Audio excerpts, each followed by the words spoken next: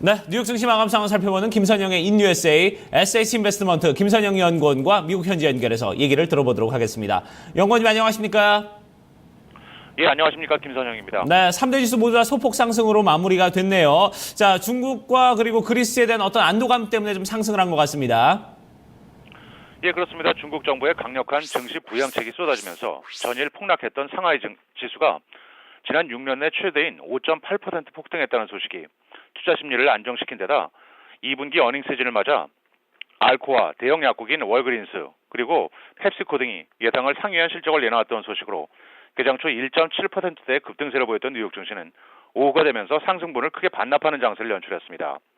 증시 폭락으로 인해 중국의 소비 경제가 위축될 것이라는 우려 속에 다우지수의 구성 종목인 시가총액 세계 최대 기업 애플의 주가가 2%가 하락해 200일 이동선까지 밀린 것이 증시의 부담으로 반영이 됐고 여전히 해결되지 않고 있는 그리스 채무 문제도 부담으로 작용한 것으로 분석이 되는데요. 최대 채권국인 독일의 메르켈 총리가 그리스의 채무 탕감 가능성을 또다시 일축하고 그렉시트도 불사한다는 입장을 확인했다는 소식이 전해지면서 장마판 주가 지수가 빠른 속도로 밀리는 모습을 보였습니다. 업종별로는 금융, 항공사, 운송업, 에너지, 주택건설, 제약, 그리고 바이오 업종 등이 상승했던 반면 반도체와 석탄, 철강, 통신, 유틸리티 등이 하락했고 마지막으로 10년 만기 국채금리는 어제보다 상승한 2.301%의 거래를 마쳤습니다. 네, 자 이제 증시 이슈들 좀 살펴보도록 하겠습니다. IMF가 올해 경제 성장률 전망치 다시 한번 좀 하향 조정을 했죠. 예, 그렇습니다. IMF가 미국의 1, 4분기 저조했던 성적으로 인해 올해 세계 경제 성장률 전망치를 기존의 3.5에서 3.3%로 3개월 만에 또다시 하향 제시했지만 2016년의 전망은 기존의 3.8%로 유지했다는 소식입니다.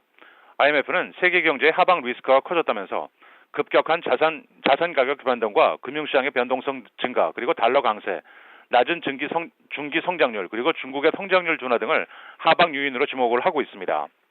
또한 IMF 측은 그리스의 유로존 탈퇴인 그렉시트가 글로벌 경제에 큰 악영향을 주지는 못할 것이라고 전망을 하고 있는데요. 그리스의 경제는 유로존 경제의 2%, 세계 경제의 0.5%만을 차지할 뿐이라면서 세계 경제가 지난 2주간 그리스 사태의 스트레스를 잘 견뎌내고 있다고 평가를 하고 있습니다.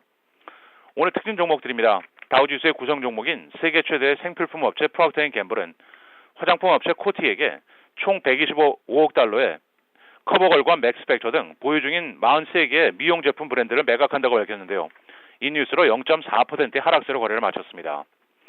일본의 소니는 남미 최대 디지털 광고 업체인 IMS 인터넷 미디어 서비스를 약 1억 달러에 인수한다는 소식에 2% 상승했고 빅토리아 시크릿, 리미티드 등을 운영하고 있는 대형 어페럴 업체 엘브랜스는 6월 동일 점포 매출이 3%가 증가하는 데 그쳐 예상치였던 3.4%를 하회한 데 따라 2.5% 하락했으며 노무라 증권이 올 후반 해외 매출 증가 가능성이 높다면서 목표 주가를 기존의 600에서 750달러로 대폭 상향 조정한 데 따라 비디오 스트리밍 업체 넷플릭스가 2.3% 상승했습니다. 대형 제약사 존슨앤존슨은 개발 중인 건선피부 치료제가 임상실험에서 높은 효능을 보였다고 공시하면서 0.8% 상승했고 마지막으로 골드만삭스가 밸류에이션을 이유로 투자 의견을 매수해서 중립으로 낮춘 데 따라 수제 햄버거 체인인 쉐이크쉑이 2.5%, 도넛 업체인 던킨 브랜스는 1.8% 하락하면서 거래를 마쳤습니다. 네, 자 이렇게 좀 특징 종목들 살펴봤고요. 자 이제 경제 지표와 일정들도 좀 체크를 해보도록 하겠습니다. 자 지난주에 신규 실업수당 청구 건수 2월 이후에 가장 좋은 수치를 기록했다고요? 예, 그렇습니다. 연방노동부에 따르면 지난 주간 미국 내 신규 실업수당 청구 건수가 전주보다 15,000명이 증가한 29만 7천 명을 기록해 예상치였던 27만 5천 건을 웃돌면서 지난 2월 이후 최고 수준을 보였습니다. 하지만 시장의 건전성 여부를 판단할 수 있는 주요 기준선 30만 건은 18주 연속으로 밑돌았는데요. 2주 전 신규 실업수당 청구 건수는 1,000건이 증가한 28만 2천 건으로 상향 수정됐습니다. 한편 변동성을 줄여 좀 더 정확한 추세를 볼 수 있는 4주 이동평균 건수는 4,500건이 늘어난 27만 9,500건을 기록했고 연속적으로 실업수당을 받고 있는 연속 수급자 수는 6만 9천 명이 증가한 233만 명을 기록하게 됐습니다.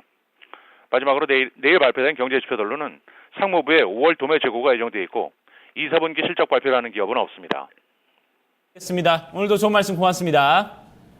네, 고맙습니다. 네, 자 이렇게 해서 미국 현지 연결해서 김선영 연구원과 얘기를 나눠봤습니다. 3대 지수 이제 소폭으로 상승됐다는 소식으로 저희가 얘기를 좀 들어봤는데요.